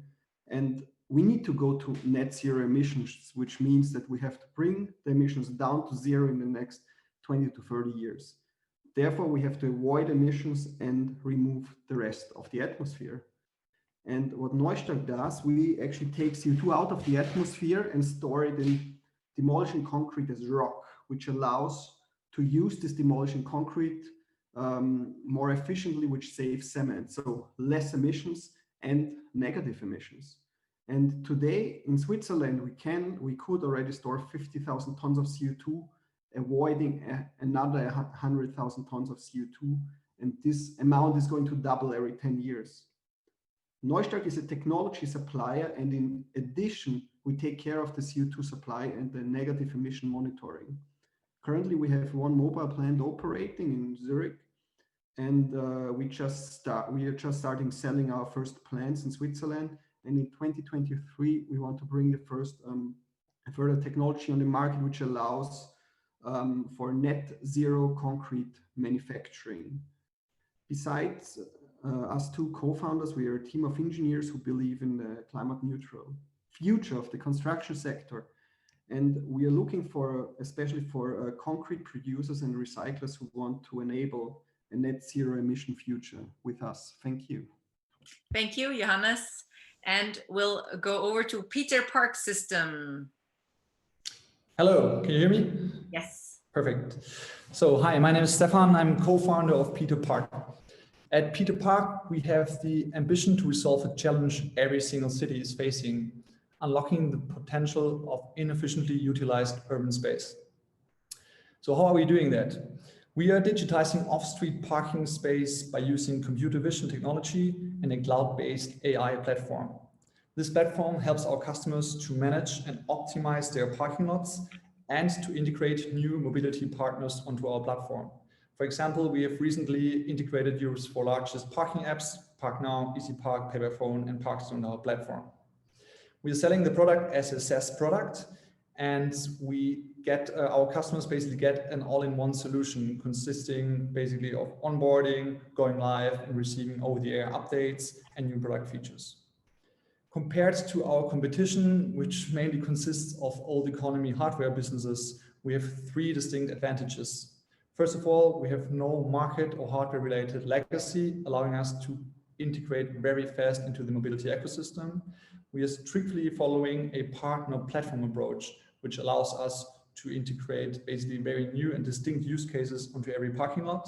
And number 3, and which is very nice, we have the lowest CapEx solution, which makes it very easy for our customers to choose our solution. We are currently a team of 4 founders and 10 employees.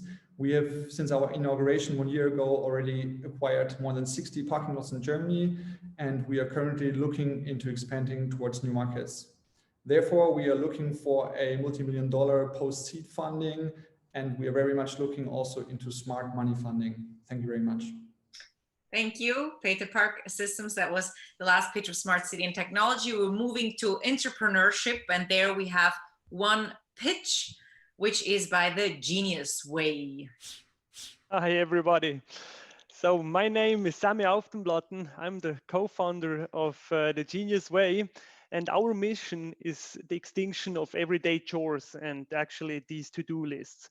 So no more getting rid of carton boxes and pet bottles on Saturday, no more empty fridges when you come home after work, and no more lost postal package that you have to find again yourself.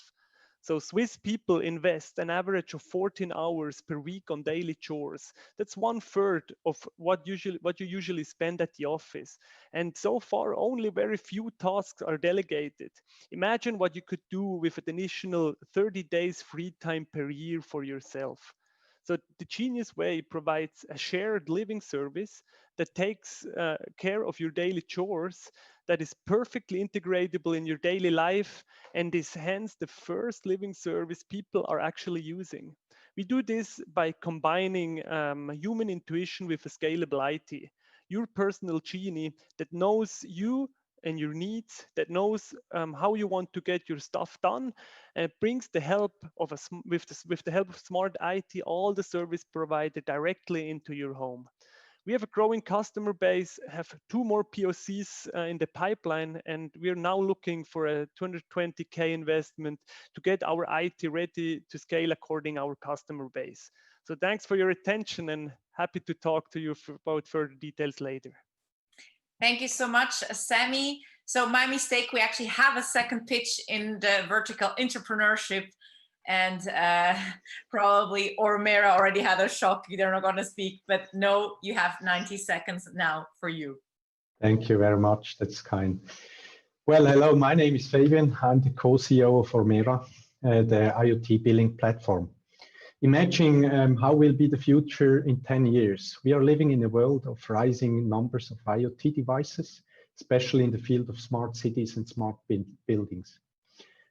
It makes our lives more comfortable, freer, and more independent. However, have you ever thought how to build those IoT devices?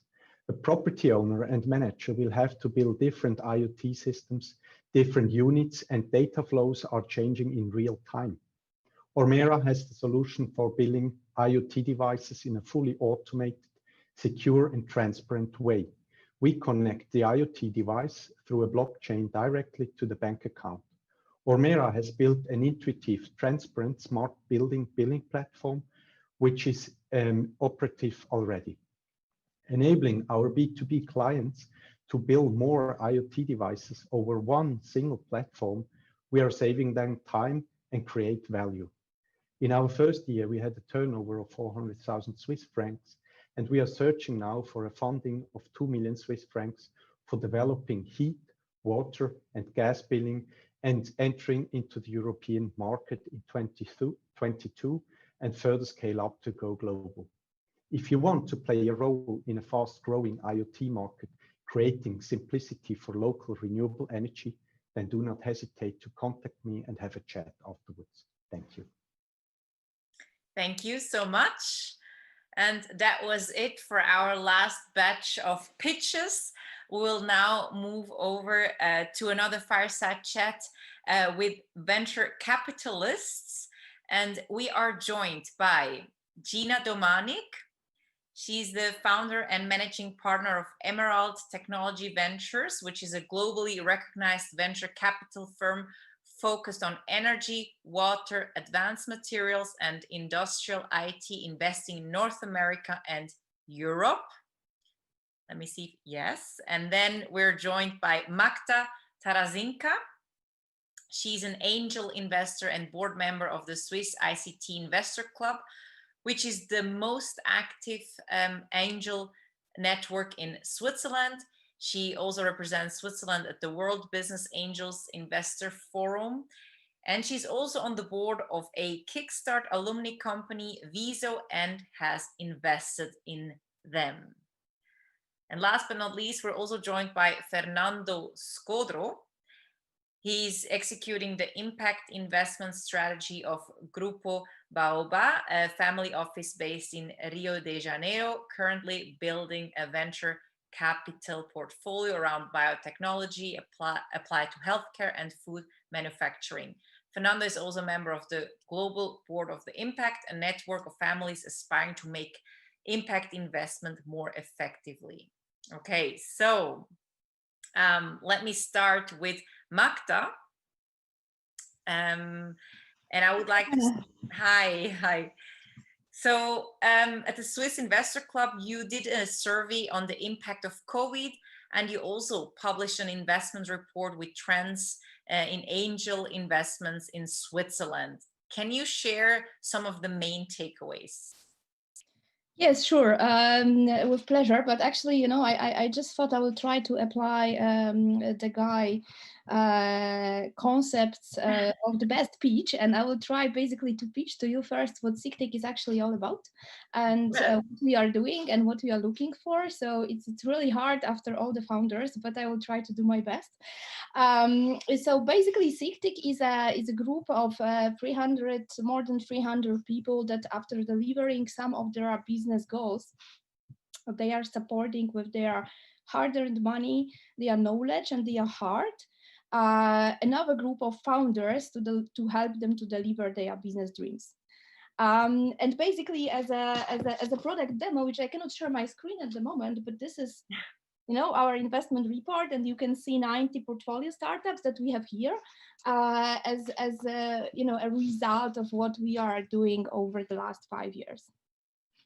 And you know, to all the founders, if you would like to get in touch with us, we are investing in Swiss companies with the core team being in Switzerland. So unfortunately, that's not applicable to all the companies that we saw tonight, but to at least half of them. We are doing the hardest job, so we are investing in this very early stage, which is actually very uncertain, but also gives a lot of pleasure to building companies together with the founders from the very beginning. And we are actually doing rounds which are up to 2 million, and there has to be a software component, a tech component in the company, because we do basically ICT investments as our core. Yes, I think that's a very short pitch of SIGTECH first, and then coming back to your question, regarding the COVID situation, maybe, because actually we also had this question.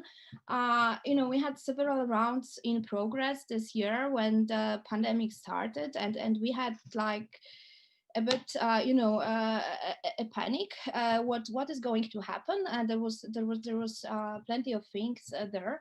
So we actually decided to ask our angels what are their plans going forward, how they are going to adjust their investment strategies, and what is basically the sentiment out there in the ecosystem. And I can tell you that around 30% of the angels said that they are not going to change their strategy at all. 50% said they are going to change moderately their investment strategy, and only 20% they said they will adjust it significantly. At the same time, half or more than a half investors said that they are planning still to allocate same amount of the capital than they planned before the pandemic. So I think the picture is actually not that bad. And I think one main reason for that is that angel investment is a really, really long-term game. It's not that you have a short time horizon to exit and to execute. It's really everyone who's doing angel investment knows it's a long time game. So I think that's a kind of a positive news to the founders that it's possible to do the rounds, and to prove it with some facts. We did this year over 30 rounds up to August, basically. And last year we did 50 rounds. And I think we are on a very good track to basically beat the last year results. Great, thank you so much, Magda, for your insights. Then I'd like to ask Gina, also with COVID, of course, now traveling came to a standstill, and at Emerald you invest all over the world, so you can't really meet startups, which is quite a challenge for startups for you. What advice can you give to startups to attract international investors right now? Yeah, thanks for inviting me, and thanks for the question, Tanya. I think that what we do is industrial tech. So Guy was hilarious, and he comes from the IT world, right? So it's a little bit different. We actually do syndicate all of our deals, and we often lead deals more often than not. We're leading. So I would really suggest that the companies really understand who is specialized in your space and try to win them over as the lead investor. If you have a good lead, they will syndicate the rest of the deal because they're going to want to invest with people that they know and people that they trust, right? So, how do you actually achieve that in the times of COVID where people can't travel? I can tell you at least what we're doing, right? We're going back to companies who really were too early stage for us the first time we saw them. And I would say most of our companies that we invest in, we've actually already seen them before, because we invest in companies that already have some revenue. So I would say definitely keep in touch with those funds that have already had the opportunity to have met you, right?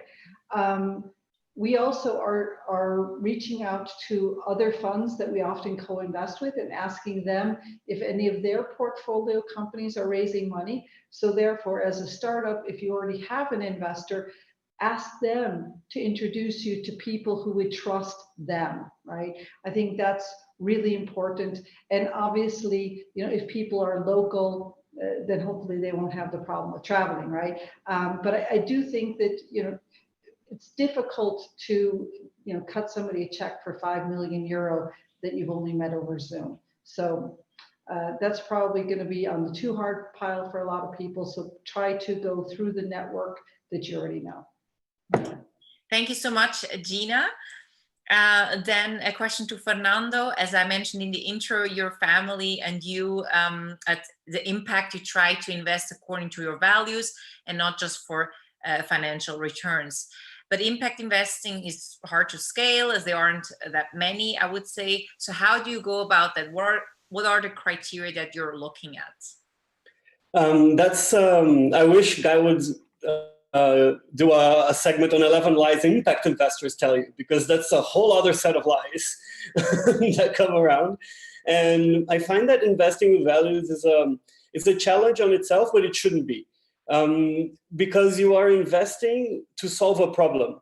And inherently, if the problem is big, then the market opportunity should also be as big, right? So then that really doesn't change the the traditional VC calculation of, is there a big addressable market?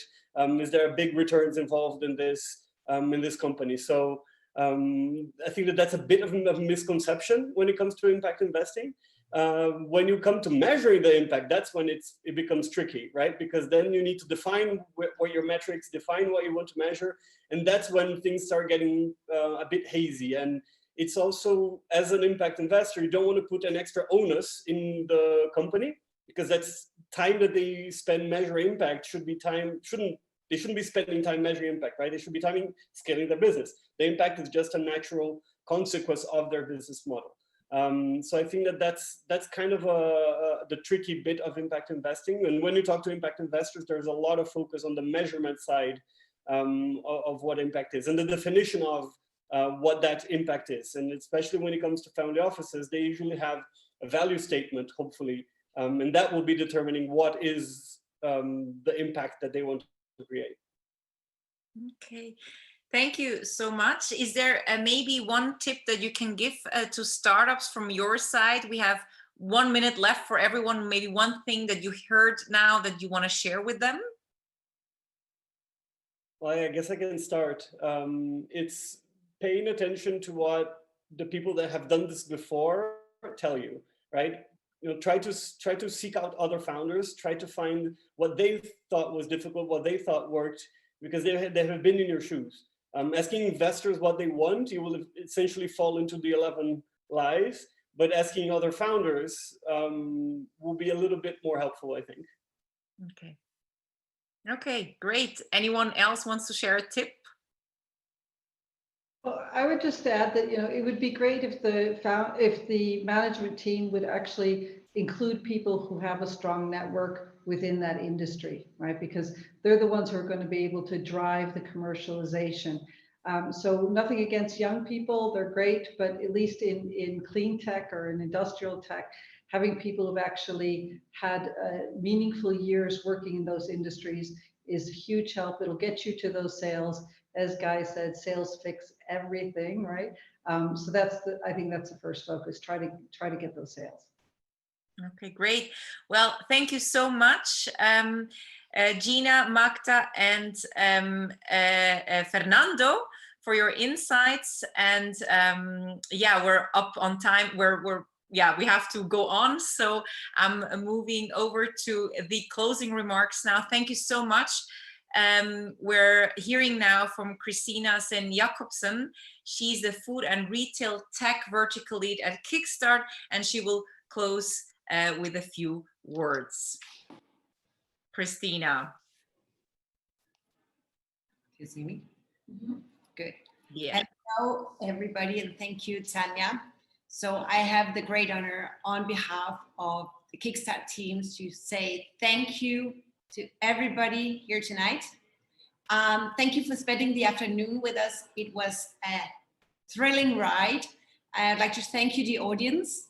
I would like to thank you, the investors, the panelists, Mr. Guy Kawasaki, you, Tanya, for moderating so fine, Daniel and his team who are behind the whole tech here, his GlueNet team.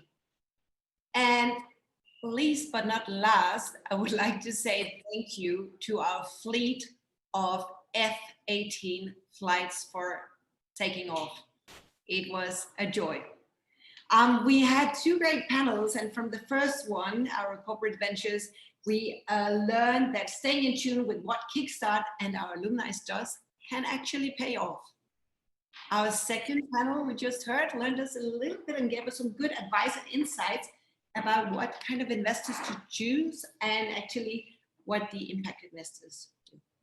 Now, our keynote speaker tonight, he made me wonder if next year's Kickstart Innovation Investor Summit should be renamed into something like Kickstart's Liar Convention. We will have to discuss that afterwards. But at least we had a good laugh and also some reflection for those who'd like to. At Kickstart, we always say our company purpose, that is, the world needs innovation to thrive. And the thing is that innovation needs startups to thrive. And startups need partners and investors to thrive.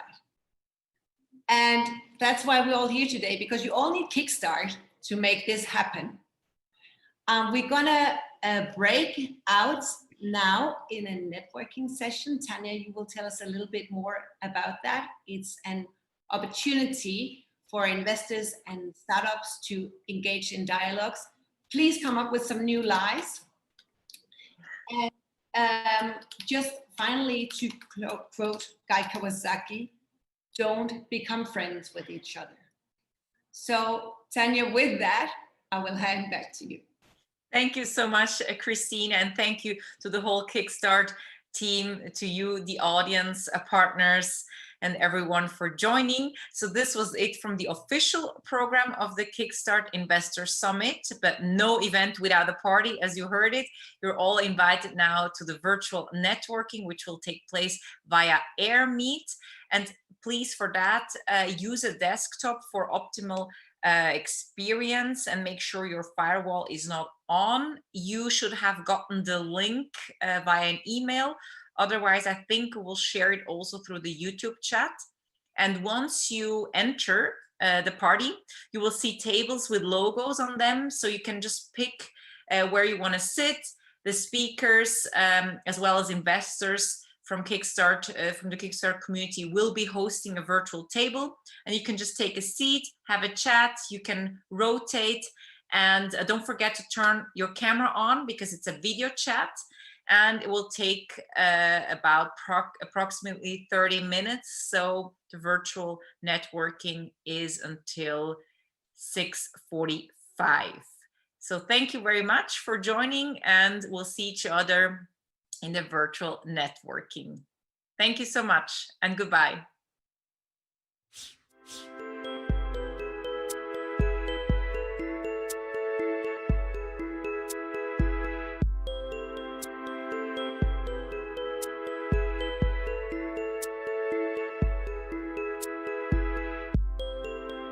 Okay, thank you so much.